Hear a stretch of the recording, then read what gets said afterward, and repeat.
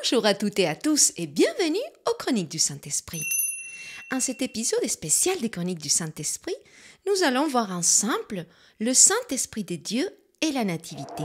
Le Saint-Esprit est un protagoniste dans l'histoire de l'incarnation de Dieu en la personne de Jésus. Il a vaticiné sa venue au peuple d'Israël par les prophètes Ésaïe.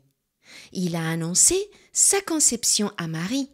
Il a engendré lui-même le Sauveur à Marie. Il a inspiré des paroles de vérité à Élisabeth, à Marie et à Zacharie. Il a rassuré Joseph.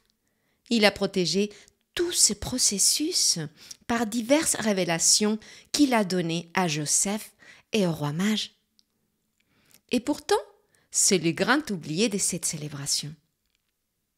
Je vous invite alors à revisiter ensemble cette merveilleuse histoire en prenant conscience de l'omniprésence du Saint-Esprit dans la Nativité. Le prophète Ésaïe a vécu au 8e siècle avant notre Seigneur Jésus-Christ, pendant la seconde moitié de la période du royaume d'Israël. En ces temps-là, les dirigeants d'Israël étaient déjà corrompus et en rébellion vis-à-vis de l'alliance avec Dieu. Ésaïe s'est adressé aux dirigeants de Jérusalem et de Juda au nom de Dieu, en les avertissant du jugement à venir et du prix à payer de leur infidélité. Mais il portait également une parole d'espoir et de restauration pour le peuple d'Israël, une prophétie qui allait tout changer une fois accomplie. Il a dit: « Voilà pourquoi c'est le Seigneur lui-même qui vous donnera un signe. La Vierge sera enceinte, elle mettra au monde un fils, et l'appellera Emmanuel. » Ésaïe 7,14. 7 siècles plus tard, cette prophétie est accomplie. Or, au 6e mois, l'ange Gabriel fut envoyé de Dieu dans une ville de Galilée appelée Nazareth, vers une vierge fiancée à un homme nommé Joseph, de la maison de David. Et le nom de la vierge était Marie. Et l'ange, étant entré auprès d'elle, dit: « Salut, toi qui as été reçue en grâce, le Seigneur est avec toi. Tu es bénie entre les femmes. » Mais elle fut troublée de cette parole. Et elle s'est demandé ce que pouvait être cette salutation. Et l'ange lui dit: « Ne crains point, Marie, car tu as trouvé grâce devant Dieu. Et voici, tu concevras en ton sein, et tu enfanteras un fils, et tu lui donneras le nom de Jésus. Il sera grand, il sera appelé Fils du Très-Haut. Et le Seigneur Dieu lui donnera le trône de David son père, et il régnera sur la maison de Jacob éternellement. Et il n'y aura pas de fin à son règne. » Mais Marie dit à l'ange: « Comment cela se fera-t-il puisque je ne connais point d'homme ?» Et l'ange, répondant, lui dit: « L'Esprit Saint viendra sur toi, et une puissance du Très-Haut te couvrira de son ombre.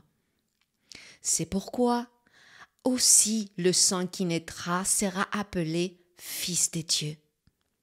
Et voici, Élisabeth, ta parente, elle aussi a conçu un fils en sa vieillesse. Et c'est ici le 6e mois pour elle, qui était appelée stérile. Parce que rien ne sera impossible à Dieu. » Et Marie dit: « Voici la servante du Seigneur, qu'il me soit fait selon ta parole. » Et l'ange s'en alla d'auprès d'elle. Or, Marie s'étant levée en ce jour-là, s'en alla avec hâte au pays des montagnes, dans une ville de Juda. Et elle entra dans la maison de Zacharie et salua Élisabeth. Et il arriva, quand Élisabeth entendit la salutation de Marie, que le petit enfant tressaillit dans son sein. Et Élisabeth fut remplie de l'Esprit Saint. Et elle éleva la voix avec un grand cri et dit: Tu es bénie entre les femmes, et le fruit de ton sein est béni. Et d'où me vient ceci, que la mère de mon Seigneur vient vers moi? Car voici, quand la voix de ta salutation est parvenue à mes oreilles, le petit enfant tressaillit d'allégresse dans mon sein.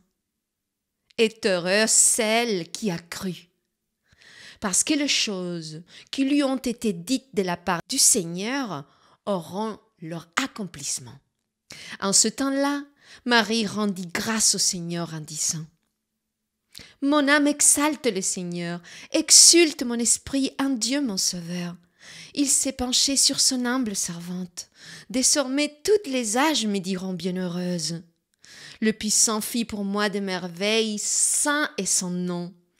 Sa miséricorde s'étend d'âge en âge sur ceux qui le craignent. Déployant la force de son bras, il disperse les superbes, il renverse les puissants de leur trône, il élève les humbles. Il comble de biens les affamés, renvoie les riches les mains vides.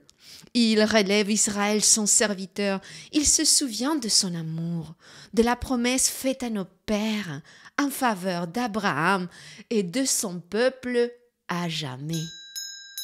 Marie resta avec Élisabeth environ 3 mois, puis elle s'en retourna chez elle. Luc 1, 26 à 56.